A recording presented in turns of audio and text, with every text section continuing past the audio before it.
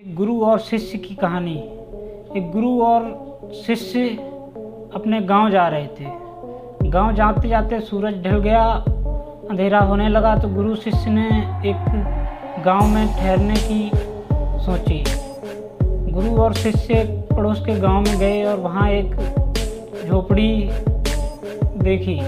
गुरु शिष्य ने आवाज़ लगाई और बोला कि एक रात मुझे यहाँ ठहरना है, कृपया आप ठहर लेने दीजिए, रात बहुत हो चुकी है और हम गांव जा रहे हैं।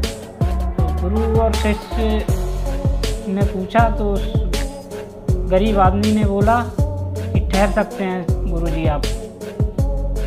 गुरुजी और शिष्य अंदर गए और गुरुजी ने देखा तुम्हारा बहुत ही गरीब आदमी था। गुरुजी ने पूछा कि आपका काम कैसे चलता है, खर्चा कैसे चलता है, आप तो बहुत गरीब हैं। तो उस आदमी ने बताया कि हमारे पास एक भैंस है गुरुजी, उसी से हमारे पूरे परिवार का खर्चा चलता है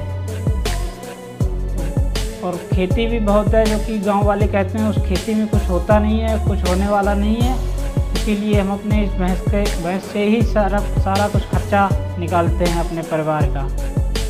गुरु और शिष्य सो गए और वो आदमी भी सो गया।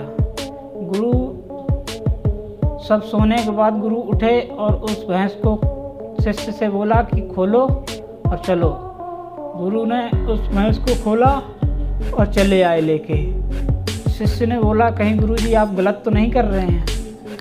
गुरु ने बोला कोई गलत काम नहीं कर रहे। वो भैंस लेके चले आए और उस आदमी ने देखा कि हमारी भैंस जा चुकी है, वो अपने काम पे लग गया खेती बाड़ी में। और कुछ दिनों बाद 8-10 साल बाद शिष्य जब गुरु बन गया तब वो उसकी याद आई उस आदमी की। तब वो उसे एक बार देखने गया तो उसने देखा कि उस झोपड़ी की जगह, छोटे से घर की जगह आज उसका आलीशान महल बना हुआ था और वो उस गांव का सबसे अमीर आदमी था। तो शिष्य ने उसे पूछा जाके कि आप इतने पैसे वाले कैसे? तो उसने बोला आप उस टाइम पता नहीं कहाँ चले गए थे और उस टाइम मेरी भैंस भी चली गई थी कहीं। तो उसके बाद मैंने अपनी खेती पर जो मेहनत की उससे मैं आज गांव का सबसे बड़ा अमीर आदमी हूँ।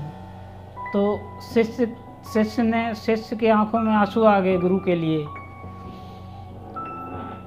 दोस्तों, इस कहानी से हमें यही शिक्षा मिलती है कि हम कहीं न कहीं किसी न किसी अपने टैलेंट को छुपा रहे हैं, किसी न किसी वजह से रुके हुए हैं, दोस्तों की वजह से, परिवार की वजह से।